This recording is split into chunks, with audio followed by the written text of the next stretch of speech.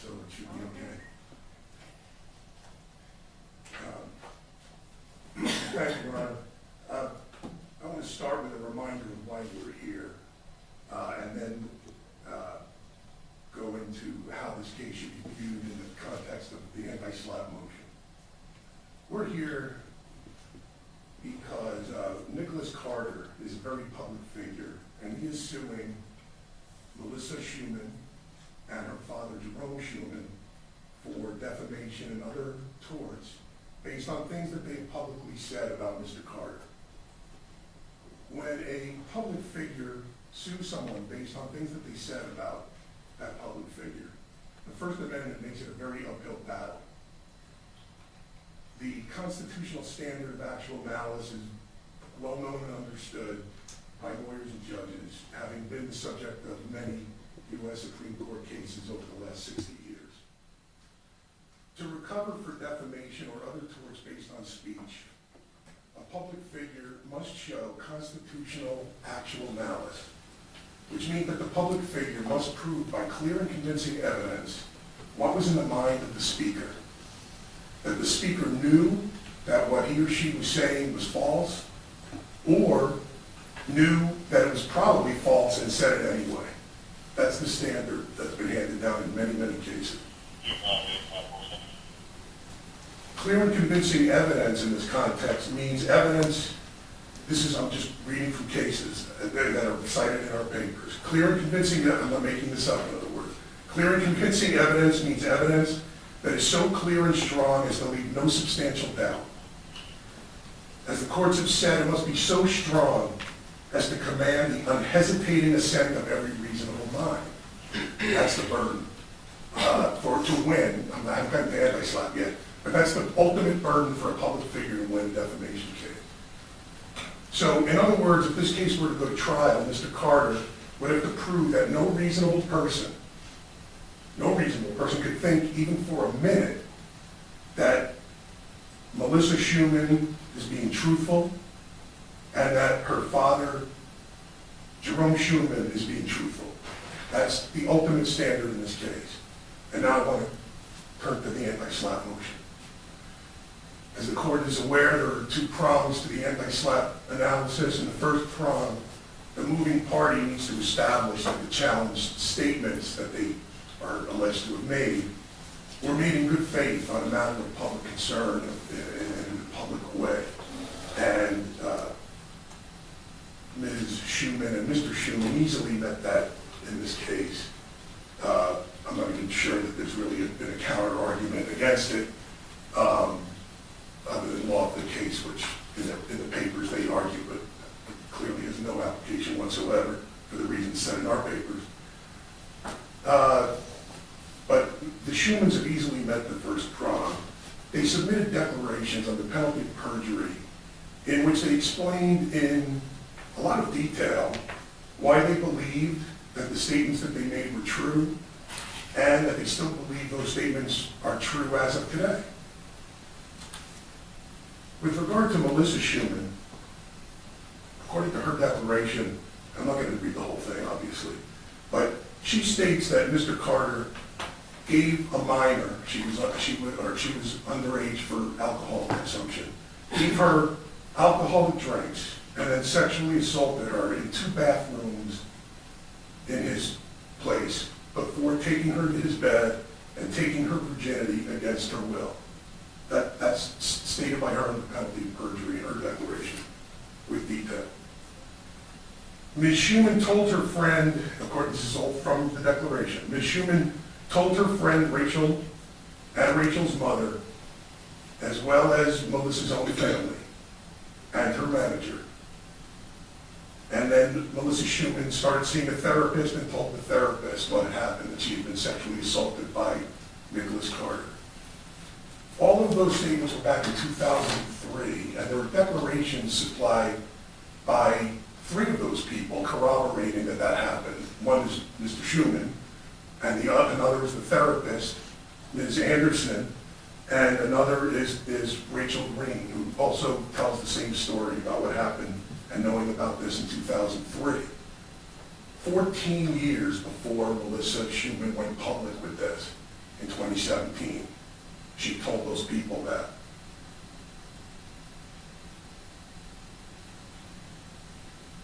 Now, Mr. Carter in this case is accusing the Schumans of an extortion plot, that this is a recent fabrication to try to hold him up for money, is more or less what he's saying. But in 2017, Ms. Schuman went public and gave the details of this assault in a very public way on the internet. There's not even an allegation or an assertion by the other side that Ms. Schuman or Mr. Schuman ever contacted Mr. Carter in advance of that and said, we're going to go public with this if you don't do something for us, which sounds like an extortion plot, except there's no evidence that any such thing ever happened. Just to put it in perspective, the allegation is that the plot happened years after they went public with the information. In 2017, which is 14 years after they actually discussed the information about the assault. So,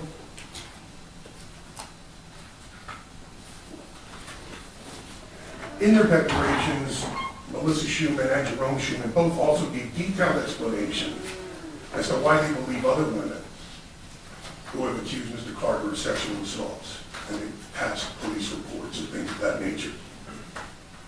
So, having met the burden to show that they were being truthful, they got under penalty of perjury and explained all of that, the burden shifts to Mr. Carter to demonstrate with prima facie evidence a probability of prevailing on the claims. And that's a direct quote from the statute. Prima facie evidence, a probability of prevailing. And, of course, that's section 41.660. In section 41.665, the Nevada legislature expressly defined that burden to be identical to the burden that is required under California's anti-SLAPP statute as of June 2015. And that statute hasn't changed in any material way before or after that in this regard. So a lot of the cases that we are talking about are California cases in our papers, but the Nevada legislature says that's what you're supposed to look at for this burden, or at least it's the same burden. So California's anti-SLAPP burden is the same. It's to show a prima facie case that, if believed, could support a jury verdict at trial. And there's lots of cases we cite, and I can cite cases for the court, but they're the same cases we've already cited in our papers. Mr. Carter has the burden to show that he has admissible evidence, or will have it at trial, that, if believed, would be sufficient for him to win. So for anti-SLAPP, you don't weigh the credibility of the two sides on the second prong. There is a burden that Mr. Carter has to come in with evidence that, if credited, despite any, to suspend disbelief, but that's what the court's required to do. I think the statute's clear on that. Right. And so he has to be able to win. To win, he needs to prove by clear and convincing evidence actual malice under the Constitution. And while he is allowed to rely on inferences from circumstantial evidence that he presents, the issue is whether the inference, and this is from a case, Christian Research Institute that we cited, the issue is whether the inference is sufficiently strong to command the unhesitating assent of every reasonable mind. So let's look at the evidence. First, Mr. Carter did not deny the unconsented sexual contact in the two bathrooms that Ms. Schuman told about in her declaration and in her public statements. And in her declaration, she declared in the penalty of perjury that he pulled off her pants in a bathroom over her objection and orally copulated her. I'm not saying that in this hearing. I've read everything. Because I know you need to make a record, but you don't have to be really explicit. No, I read every page of everything. I understand, Your Honor. I'm limiting that. I just wanted to make a point with it. That Mr. Carter did not deny that in his counter declaration, and did not deny what happened in the second bathroom with another assault. Mr. Carter's declaration describes in his words that he thought he had consent to intercourse in the bed. Neither Mr. Carter's declaration nor any other proffered evidence constitutes proof, let alone proof that is so strong that every reasonable person would immediately agree with that Ms. Schumann does not believe what she said in her declaration.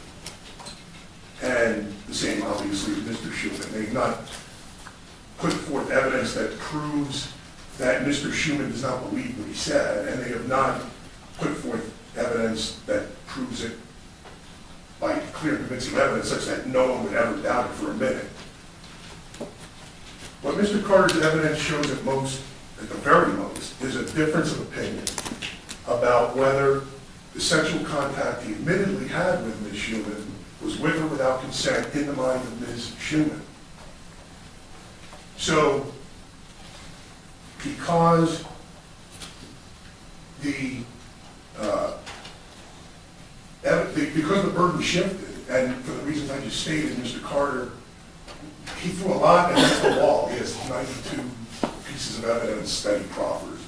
But a lot of them are hearsay. There was something where they replied, I guess I should address it since we haven't had a chance to do it in the papers yet, but... You did have an evidentiary objection. I wondered if you would address that now, or if you intend to wait until the reply. I'm not going to address it now. I mean, the case law is, and including the cases that they cited in their response to the objections, the Sweetwater case of the California Supreme Court and the Sanchez versus Bezos case, which is a 2022 case, just from last year. Those cases make very clear that in an anti-SLAPP context on the second prong, that the, declarations are admissible because that's how we deal with motions and declarations and affidavits, and former testimony under penalty of perjury was what the Sweetwater case dealt with. But that's not the issue of our objection. Our objections aren't to that they file declarations. Of course, we file declarations too. Our objection is that some of their declarations, Mr. Coyle, for instance, are replete with hearsay, where they are basically relating things that Aaron Carter supposedly told Mr. Coyle, and Mr. Aaron Carter was not under oath. It's obvious hearsay, and so in the Sanchez versus Bezos case from last year, the court following the Sweetwater case flat out said hearsay is barred from consideration on prong 2. I know part of what Mr. Carter's position is that this is not the trial, so we shouldn't even be objecting to evidence, but if one looks at the Sweetwater case, which they're actually citing, the last paragraph of that case flat out talks about objecting in the anti-SLAPP motion, and that in the face of such an objection, the court should not consider evidence that will not be admitted at trial, such as hearsay. And so, I just wanted to respond to what they said.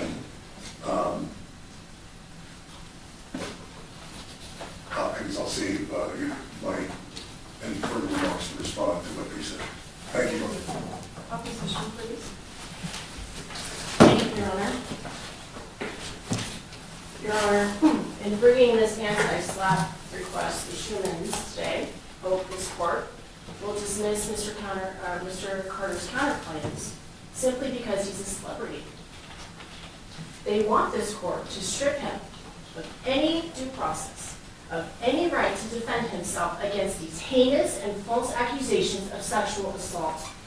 Unfortunately, as Your Honor is well aware, Nevada's anti-SLAPP legislation only serves to dismiss those lawsuits where it is so obvious on its face that they lack merit early on and are brought for an ulterior purpose. This court has already properly found that Mr. Carter's counterclaim was not brought to harass or intimidate, and each of his compulsory counterclaims sets forth a viable cause of action under Nevada law. That's the law of the case. Importantly, the counterclaim is the product of Mr. Carter finally being able to defend himself, stand up for himself, after struggling alone in silence for years. His counterclaims expose the truth. And in reality, it exposes the dark side of fandom. Sadly, the counterclaim also reveals how the Schumans preyed on the vulnerable and deteriorating Aaron Carter. They manipulated him. They used him, all to extort and defame his brother. Now, Mr. Greenberg talks about the two-prong analysis. He says, we don't disagree with the standard for the first prong. But he admits that for the sexual assault statements, they have to show, by a preponderance of the evidence, that they were good faith communications that are truthful or made without knowledge of their falsity. The only evidence they produce on this point are their own clients' self-serving declarations and two other declarations, as he mentioned, Ms. Schuman's therapist and her friend, Rachel Green. Both witnesses merely parrot what she told them. Neither one has firsthand knowledge of the supposed alleged sexual assault. So at this stage, the Schumans' reliance solely on their beliefs is inadequate, especially given the mountain of contradictory evidence that we have in the record. Specifically, 92 exhibits, approximately 20 affidavits, proving that Mr. Carter did not sexually assault Melissa Schuman or Shannon Ruth, that this is all an extortive conspiracy. Mr. Carter's testimony alone, I disagree with Mr. Greenberg, he specifically contradicts what Ms. Schuman has put in her declaration. Everything was consensual. And he contradicts all of her beliefs. That should be enough. But fortunately, others have come forward, like Tony Bass, who was present that very evening, and he testifies that Melissa Schuman was not sexually assaulted. Why? Because he was lying on the floor, awake, 3 feet away from her, with her friend Rachel Green when she says this happened. 15 years later, knowing full well that Tony Bass has had a falling out with Nick Carter, she tries to recruit him. She goes so far to even name drop a highly influential, well-known person from their childhood, meaning Nick and Tony's childhood community, which Tony felt and testified was pure manipulation and attempt to coerce him. He refuses to do it, and he specifically testifies that he was, quote, totally shocked and blindsided by her sexual assault claims. Your Honor, even the Schumans' own evidence that they have submitted to this court contradicts her own story. Rachel Green was her best friend and roommate at the time.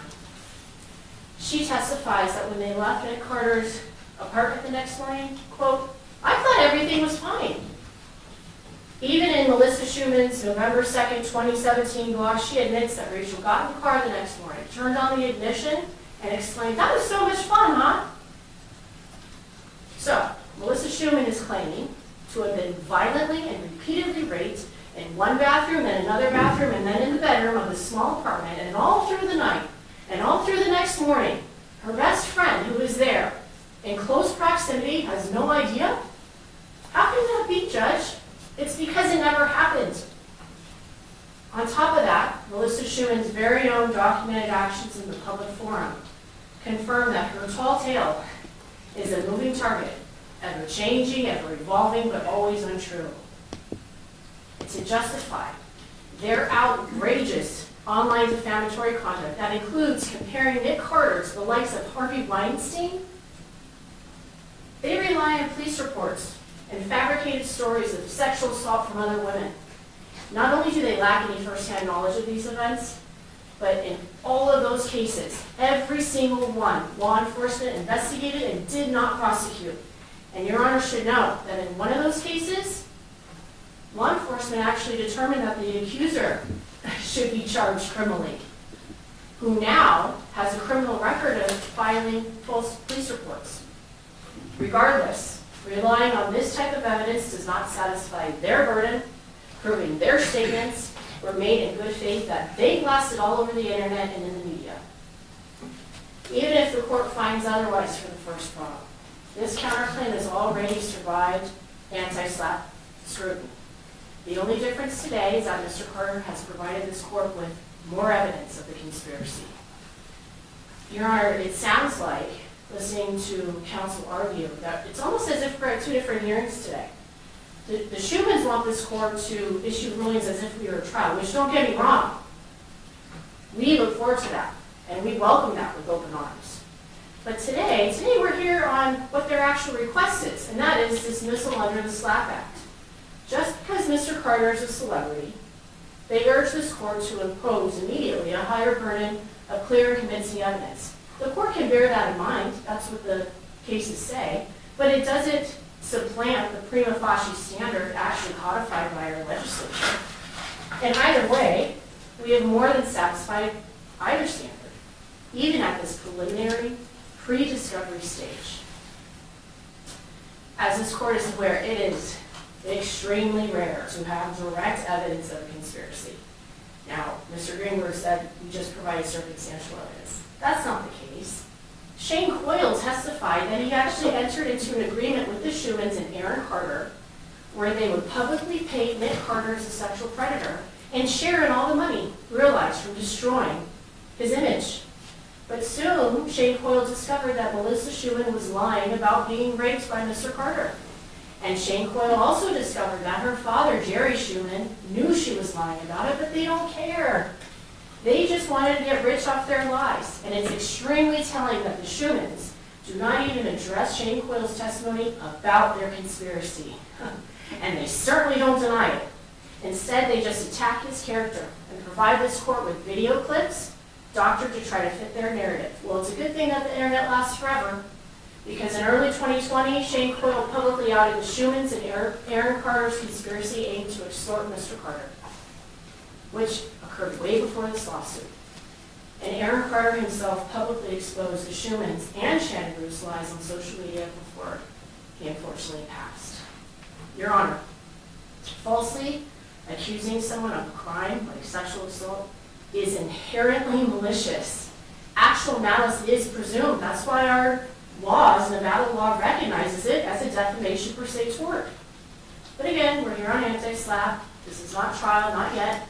So as before, with the mountain of evidence Mr. Carter has provided, the counterclaim not only satisfies the minimal merit standard, but also the substantial merit prong. Now, to be clear, today is a question about whether the counterclaim is a meritless SLAPP suit. It's not. Not with this much in factual dispute, not with how detailed the counterclaim is, and not with this extensive evidentiary record before discovery has even opened. To address the admissibility of evidence, that Sweetwater case is still good law in California, 2019.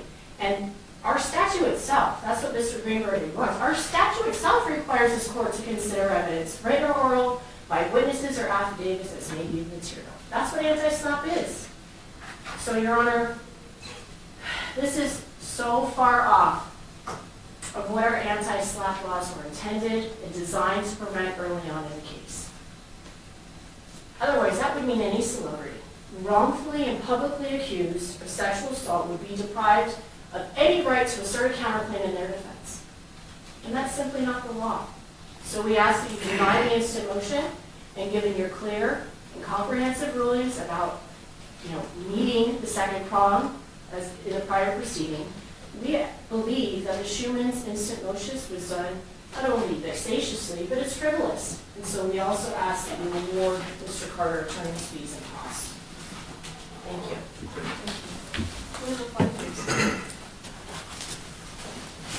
Thank you, Your Honor. I did not hear counsel say that, or suggest that Mr. Carter had proven so that any reasonable mind would immediately agree with his point of view based on the declaration of Shane Coyle, the fact that, and the other declarations that they submitted.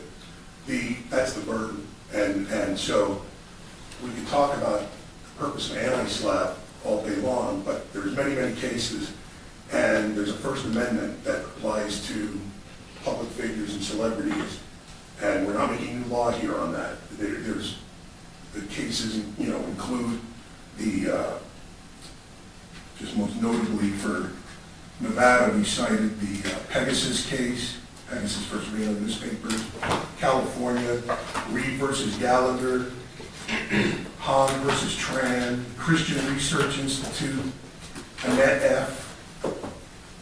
They were all on point.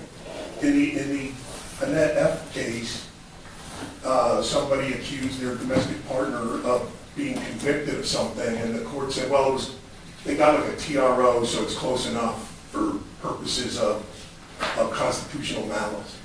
In other words, I heard a complaint that supposedly by the standard that we're holding Mr. Carter to, that no celebrity can ever bring a defamation case and get by an anti-SLAPP motion. That's not true. In fact, it didn't happen in this case when there was an anti-SLAPP motion, and the counter defendant did not win the motion. But that's a very different case, because in that case and in other cases where celebrities have prevailed, there's something demonstrably that they raise that if believed demonstrably means that it didn't happen, such as I wasn't there.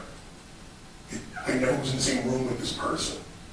If believed, would be clear and convincing evidence that anyone would agree if they believed that the person wasn't there. But when there's a difference of opinion about we're looking at what's in somebody's head, the actual malice standard has nothing to do with ill will malice. This is a constitutional First Amendment standard that applies in all 50 states.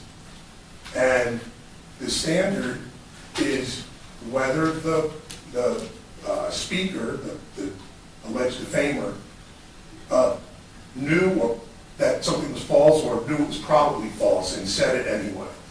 And when somebody accuses somebody of something and they weren't in the same place, that's easy, and the anti-SLAPP motion gets denied. But when they were in the same place, and it comes down to, is the alleged defamer telling the truth from their perspective, where they think it's true, they can have a difference of opinion, that's not good enough. If you look at these cases that I just cited and all the other ones on this point, it has to be clear and convincing. It cannot be based on speculation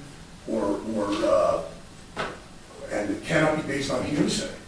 And so when someone like Mr. Coyle, if you read carefully his declaration and his supplemental declaration, he casts a lot of aspersions. He's on their side, obviously, but he never says anything that, if believed, would be clear and convincing evidence of anything.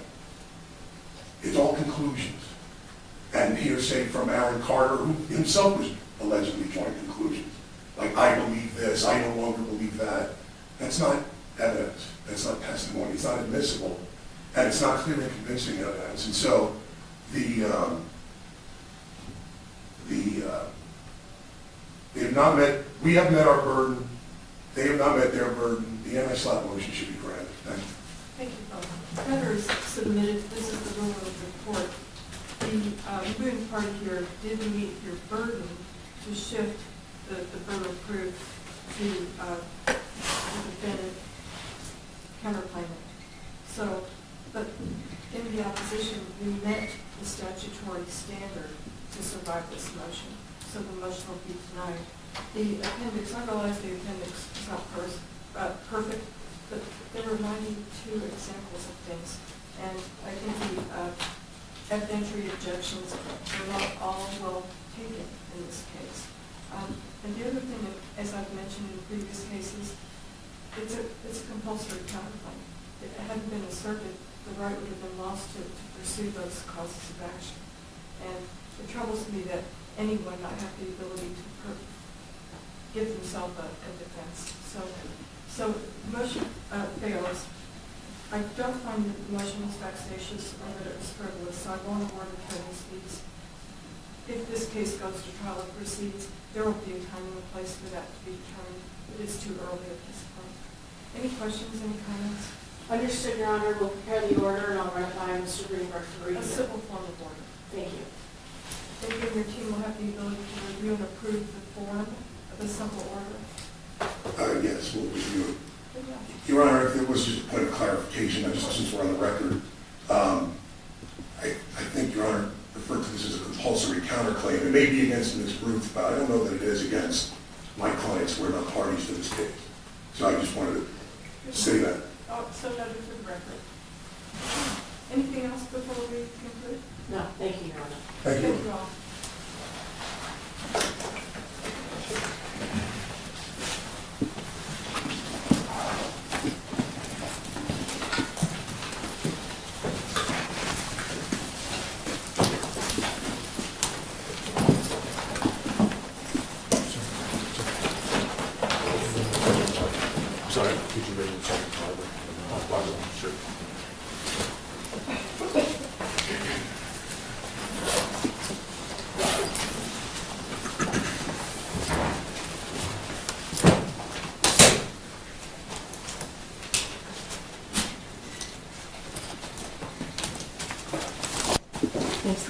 meeting.